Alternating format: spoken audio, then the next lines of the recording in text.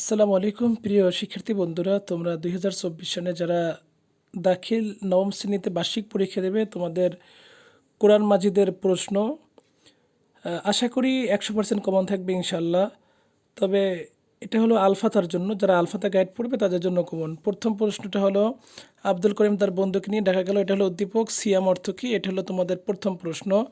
দ্বিতীয় প্রশ্ন হলো মির্জা সাহেব গোপনে হিরোইন, ফেন্সিডিল, গাঁজাসহ বিভিন্ন রকমের অবৈধ ব্যবসা চালিয়ে জীবন যাপন করেন। আদগুন শব্দের অর্থ কী? ওলা তাত্তাবিউ খুতুওয়াতিশ শাইতান, এর ব্যাখ্যা করো। তারপরে তোমাদের জন্য তৃতীয় নাম্বার উদ্দীপক হলো আল খমরু শব্দের অর্থ কী? ওয়াইসমুহুমা আকবরু মিন নাফইহিমা, এর ব্যাখ্যা করো।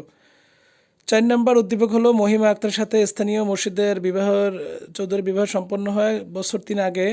প্রথম প্রশ্ন আত-তালাক শব্দের অর্থ কী? দ্বিতীয় প্রশ্ন হলো ফাইমসাকুম মা'রুফুন আও তাসরিহুম বিইহসান, এর ব্যাখ্যা করো।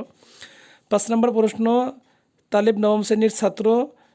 1 নম্বর প্রশ্ন হলো আল মাসজিদুল হারাম অর্থ কী? 2 নম্বর আল ফিতনাতু আশাদ্দু মিনাল কতল, এর মর্মার্থ লেখো। 6 নম্বর প্রশ্ন হলো রাকিব সাহেবের বিষয় নিয়ে আত্মগোজ শব্দের অর্থ কী? উদ্দীপকে বর্ণিত আয়াতের অনুবাদ করো।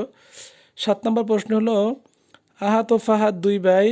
প্রথম প্রশ্ন হলো জান্নাত শব্দের বহুবচন কী? উদ্দীপকের আয়াতটি বাংলা অনুবাদ করো। তোমাদের এই অংশ থেকে 5টি প্রশ্ন লিখতে হবে 60টির ভিতর থেকে। এরপরে নির্বাচিত বিষয়ের প্রথম প্রশ্ন হলো ওস ভালো বন্ধু। প্রথম প্রশ্ন দিন শব্দের অর্থ কী? দ্বিতীয় প্রশ্ন হলো উল্লিখিত আয়াতসমূহের বাংলা অনুবাদ করো। ইয়া আইয়ুহাল্লাযীনা আমানু ইযা তাদায়ানতুম বিদাইনিন ইলা আজালিন মুসাম্মান ফাকতুবু। এরপর হলো সর্বশেষ তোমাদের তাজবিদ অংশ থেকে 2টা প্রশ্ন থাকবে, যে কোনো একটা প্রশ্নের উত্তর দিতে হবে।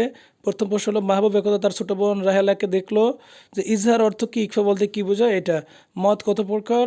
মদ্দে মুনফাসিল কাকে বলে? ইত্যাদি। আশা করি তোমাদের 100% কমন পড়বে। তোমাদের যদি কোনো বিষয়